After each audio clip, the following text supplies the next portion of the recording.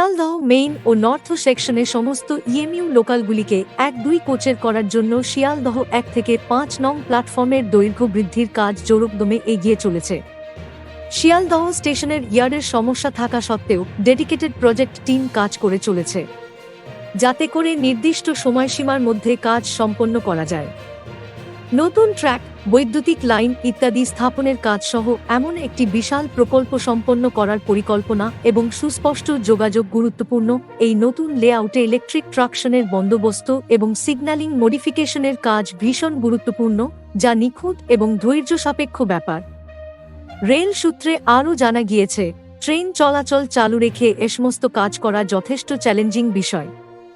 যাত্রীদের সুবিধার্থে রেল কর্মীরা নানা বাধা অতিক্রম করে তাদের দায়িত্ব থেকে অবিচল। গরমের তাপপ্রবাহ উপেক্ষা করে প্রজেক্ট টিম কাজ করে চলেছে। Thank you so much for watching.